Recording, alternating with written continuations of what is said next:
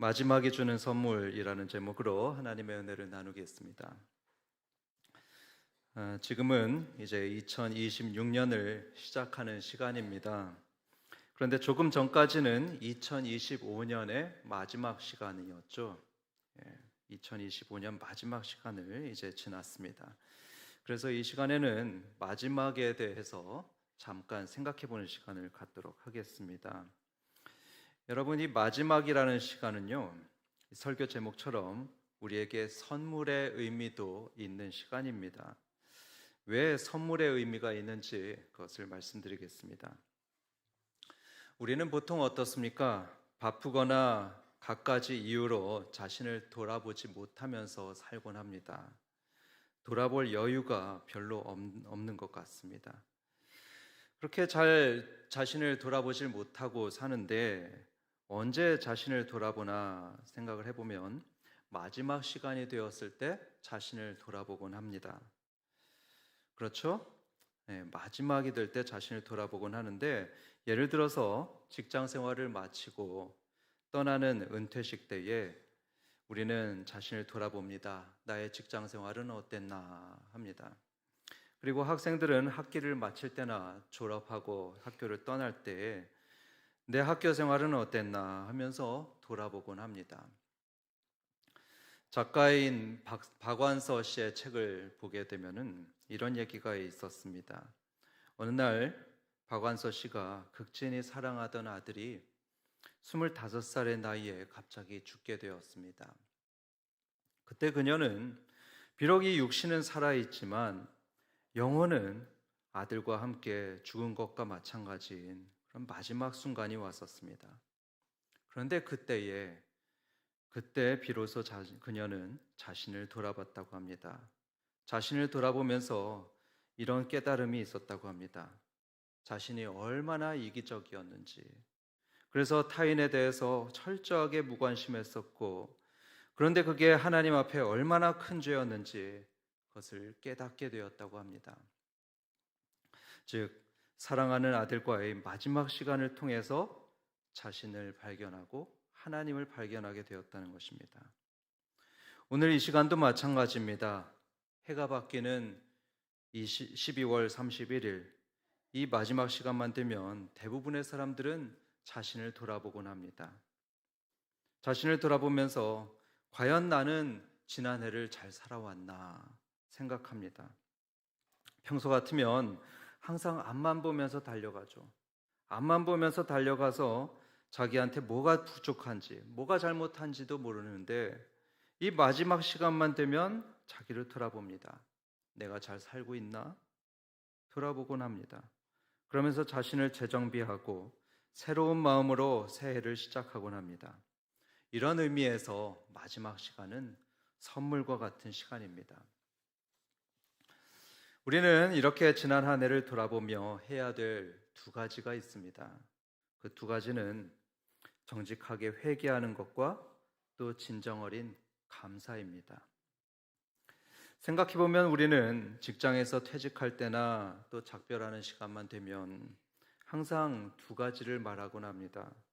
첫 번째로는 아쉽고 죄송하고 미안한 것을 말하고요. 두 번째로는 고마웠던 일, 또 고마웠던 사람을 말하곤 합니다. 마찬가지로 우리의 신앙에 있어서도 잘못을 고백하는 회개와 진정 어린 감사, 이 두 가지가 과거를 매듭짓고 또 앞으로 나가게 만드는 신앙의 필수적인 요소입니다. 그래서 우리는 아까 예배 시작 전에도 회개하는 것과 감사한 것들을 썼지만요, 이 시간엔 좀 더 자세하게 회개해야 될 것과 감사해야 될 것을 돌아보길 원합니다. 그래서 우리 모두가 2025년에 대해서는 제대로 마침표를 찍고 새로운 2026년을 맞이할 수 있기를 주님의 이름으로 축원합니다. 그 두 가지 중에서 먼저 회개로 들어가 보도록 하겠습니다. 우리는 마땅히 하나님 앞에 반역하고 불순종했던 것을, 그 모든 것들을 회개해야 합니다. 하나님께서 우리에게 하라고 하셨던 많은 행동과 마음가짐들, 그리고 하지 말라고 했던 많은 행동과 마음가짐들이 있는데 그것들에 대해서 불순종했던 것들, 하지 않았던 것들을 모두 회개해야 합니다. 마치 때를 벗겨내듯이 다 회개하고 깨끗하게 되어야 합니다. 그런데 그렇게 철저하게 회개하려면 하나님의 계명을 다 열거하고요. 우리 자신을 하나하나 점검해야 되는데요. 사실 그것은 불가능한 일이죠. 그러려면 회개할 게 너무 많습니다. 이 시간에는 그걸 다 할 수 없습니다. 그래서 지금은 우리가 자주 잘못하고 있는 대표적인 것들만 보고 나머지는 주님의 긍휼에 맡기겠는데요. 이제 그런 말씀들을 드릴 때 잘 들으시고요. 혹시 자신한테 해당하는 내용이 나온다면 그거를 여러분 노트에다 적어두시기 바랍니다. 적어두시고 잠시 후에 기도하는 시간에 반드시 회개하시면 좋겠습니다. 자, 먼저 여러분 자신한테 이런 모습이 있었는지 돌아보시기 바랍니다. 무엇보다도 사랑하지 않는 것이 죄라고 말씀하셨죠? 사랑하지 않는 것이 죄인데 혹시 우리가 누구보다도 사랑해야 될 가족에게 무심했던 일이 있거나 차갑게 대했던 적이 있는 것은 아닌가 한번 돌아보시기 바랍니다. 부모나 배우자 또 자녀에게 무심하게 대하진 않으셨습니까? 차갑게 대하거나 더 나아가서 심지어는 괴롭게 했던 일이 있지는 않았습니까? 그렇다면 그것은 분명히 잘못입니다. 그것은 회개해야 하는 것입니다. 다음으로 여러분, 교우들에게는 어떻게 하셨습니까?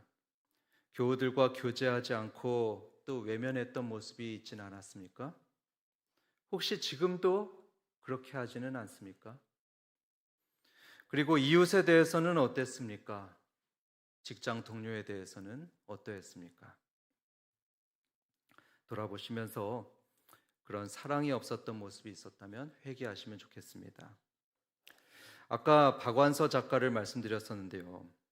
그녀는 사랑하는 아들이 죽었을 때 하나님 앞에 이렇게 기도를 했었다고 합니다.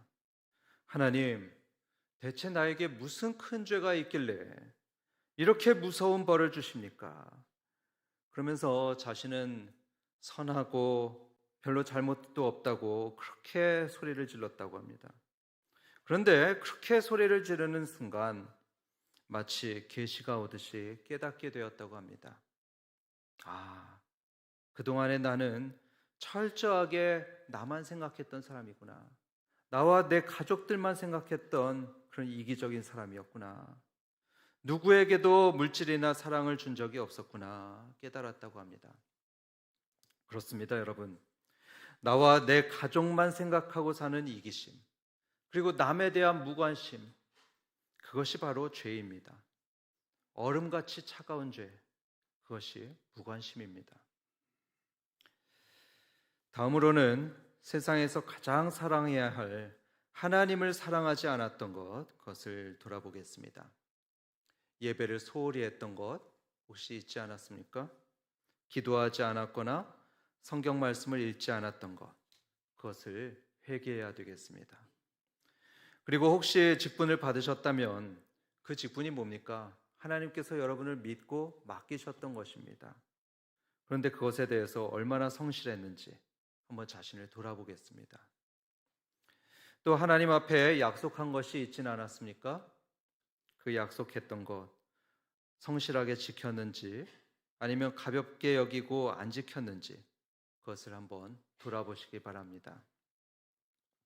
그 밖에도 감사하기보다는 하나님 앞에 불평했던 것, 또 원망했던 입술, 이웃에 대해서도 험담하거나 상처를 줬던 그런 입술, 그게 여러분의 입술이었다면 회개하도록 하겠습니다. 그리고 혹시 여러분의 양심에 꺼리끼는 것이 있으십니까? 교인들과 가족들이 알면 부끄러운 일들이 있지는 않으십니까? 그렇다면 그것도 이 시간에 반드시 회개해야 되겠습니다. 하나님께서는 그 모든 것들을 다 알고 계십니다.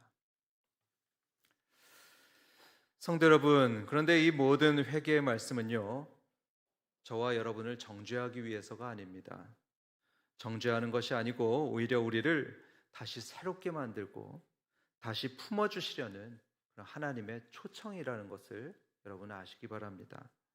성경에 의하면 우리가 우리의 죄를 정말로 괴로워하면서 그 죄를 하나님 앞에 고백하고 그 죄에서 돌이키게 되면 하나님께서는 반드시 우리를 용서하시고 품으신다고 말씀하셨습니다. 요한일서 1장 9절의 말씀이죠. 다시 말해서 회개는 사랑하는 하나님의 품으로 돌아가는 은혜의 길입니다. 그것을 믿으시고 회개하고 정결하게 되셔서 2026년을 새롭게 시작하시길 주님의 이름으로 축원합니다. 그리고 2025년 마지막을 지나가는 이 시간, 회개와 함께 반드시 해야 될 두 번째가 있습니다. 그 두 번째는 감사입니다.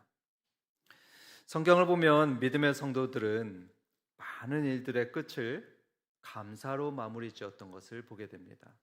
많은 것들을 감사로 마무리를 지었습니다.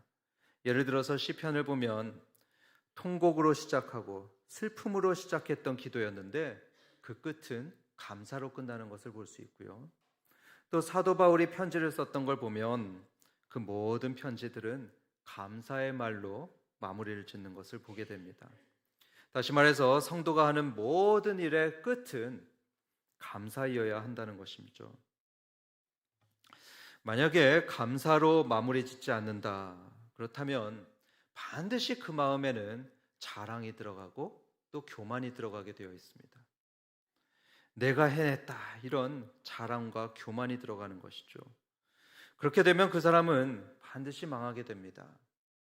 그런 교만한 사람은 하나님께서 망하게 하십니다. 그래서 그렇게 되지 않기 위해서는 반드시 감사와 영광을 하나님께 올려드려야 됩니다. 그렇다면 우리는 무엇을 감사드려야 되겠습니까? 우선 우리가 감사해야 될 것은 이것입니다. 우리가 지금 여기에 살아서 예배하고 있다는 사실, 그 자체를 감사해야 되는 것입니다. 왜냐하면 우리는 아까 봤듯이 다 죄인이기 때문입니다. 여러 죄를 지었던 죄인들입니다. 그런데 그 많은 죄와 불순종에도 불구하고 하나님께서는 우리를 진멸하지 않으셨죠. 하나님은 우리를 진멸하지 않고 지금도 우리를 살려두시고 보호하고 계십니다. 그것부터 우리는 감사해야 하겠습니다. 오늘 본문을 함께 보겠습니다. 22절 보면은 이렇게 말씀하고 있습니다. 여호와의 인자와 긍휼이 무궁하심으로 우리가 진멸되지 아니함이니이다. 여기서 저자는 자기가 진멸되지 않은 이유로 하나님의 인자와 긍휼이 무궁하시기 때문이다 하는데요. 여기서 인자와 긍휼이라는 말은 히브리어로 말하면 헤세드라고 합니다. 여러분, 헤세드 많이 들어보지 않으셨습니까? 이 헤세드의 뜻은 언약의 신실하신 하나님의 긍휼을 의미하고 있는 것입니다. 그 긍휼하심 때문에 이스라엘은 아무리 하나님 앞에 범죄하고 배반하고 불순종하더라도 하나님께서는 그들의 언약에 신실하셨습니다. 신실하셔서 그들을 보호하시고 계속 지켜주셨습니다. 비유하자면 이것입니다. 집 나간 자녀를 끝까지 기다리며 품어주었던 그런 부모님의 사랑과 긍휼, 그런 모습이 바로 헤세드입니다. 그 헤세드가 하나님께 대해서 어떻다고 말씀하시죠? 무궁하시다, 이렇게 말을 합니다. 끝이 없습니다. 하나님의 인자와 긍휼이, 헤세드가 끝이 없기 때문에 우리가 진멸되지 않는다, 이렇게 저자는 말했습니다. 그리고 23절을 보면 이런 하나님의 헤세드가 아침마다 새롭다, 이렇게 말하고 있습니다. 이게 무슨 말이냐면 이 저자가 아침에 눈을 딱 떴는데요, 아침에 눈을 떴는데 여전히 살아있는 것입니다. 자신은 하나님 앞에 대역 죄인인데 그래도 하나님께서는 진멸치 않으시고 여전히 긍휼을 베푸시고 보호하고 계시는 것입니다. 그러니까 저자는 감사하면서 이렇게 고백을 합니다. 주의 성실하심이 크시도소이다. 우리도 마찬가지입니다. 우리도 모두 하나님 앞에 날마다 죄를 짓고 있는 그런 죄인들입니다. 저도 하나님 앞에 죄송한 것들이 참 많이 있습니다. 목사인 저도 하나님 앞에 날마다 죄송한 것들이 많은데요. 하라는 것들은 하지 않고 하지 말라는 것들은 하고 있습니다. 말실수도 많고 마음이 악해질 때도 있습니다. 하나님께서 보실 때 너무 부족해 보입니다. 그러니까 아마 저 같으면은 너 그만 이제 당장 그만두라 이렇게 말씀하실 그런 사람이 바로 저입니다. 아마 여러분도 마찬가지일 겁니다. 거룩하신 하나님의 눈으로 볼 때 우리는 모두 더러운 사람들입니다. 더럽고 부족한 것 투성이의 그런 죄인들입니다. 하지만 하나님의 헤세드가 어떻다고 말씀하셨죠? 무궁하시다 말씀하셨습니다. 하나님의 헤세드가 무궁하시다 했습니다. 우리를 향하신 그 하나님의 끝없는 인자와 그 끝없는 긍휼은 우리의 죄를 다 덮어버립니다. 우리의 모든 부족을 덮어버립니다. 하나님의 사랑은 사망이나 세상의 그 어떤 것도 끊을 수 없다고 로마서 8장에서는 말씀했습니다. 그만큼 우리를 향한 하나님의 사랑과 긍휼은 죽음보다도 질기고 죽음보다도 강합니다. 그 덕분에 지금 우리는 심판받고 진멸당하는 대신 하나님의 날개 아래 보호받고 있는 것입니다. 하나님의 보호 아래 살아가고 있는 것이죠. 우리가 여기 살아있다는 것 그 자체가 하나님의 긍휼인 것입니다. 이외에도 우리 함께 감사한 것들을 생각해 보길 원합니다. 하나님께서 어떤 은혜들을 우리에게 베푸셨습니까? 지난 한 해 동안 건강을 지켜주셨던 은혜도 있었습니다. 사고와 위험에서 지켜주셨던 은혜가 있었죠. 또 때마다 돈을 주시고 필요한 것들도 공급하셨습니다. 자녀를 주시기도 했죠. 새로운 직장으로 인도하셨습니다. 긴 직장 생활을 무사히 끝내게 하신 그런 은혜도 있었습니다. 우리의 교회 생활에도 감사한 것들이 많이 있죠. 먼저 이 좋은 교회, 한박교회로 인도하신 그런 은혜도 있습니다. 여기서 믿음의 형제 자매들을 만나게 하셨죠. 그래서 그들을 통해 사랑과 은혜를 주시는 은혜가 있었습니다. 또 좋은 목장 식구들을 주시는 은혜가 있었고요. 말씀의 은혜가 있었고 기도의 응답을 주셨던 그런 은혜들도 한 해 동안 있었습니다. 그런데 무엇보다도 가장 큰 은혜가 있습니다. 그것은 우리를 구원하신 은혜입니다. 그런 의미에서 여러분, 이런 기도 자주 드리고 계십니까? 하나님 아버지, 저를 구원해 주셔서 감사합니다. 죄인인 저를 하나님의 거룩한 자녀가 되게 하셨고 천국 백성 삼아 주셔서 감사합니다. 혹시 이런 기도를 여러분 자주 드리고 계십니까? 만약에 그런 기도를 해보지 못하셨거나 하신 지 오래되셨다면 오늘 이 첫날만큼은 반드시 감사하시기 바랍니다. 이제 결론을 맺겠습니다. 사랑하는 한밭성도 여러분, 방금 전인 2025년 12월 31일 그 마지막 시간이 우리에게 주어졌던 것은 하나님의 선물입니다.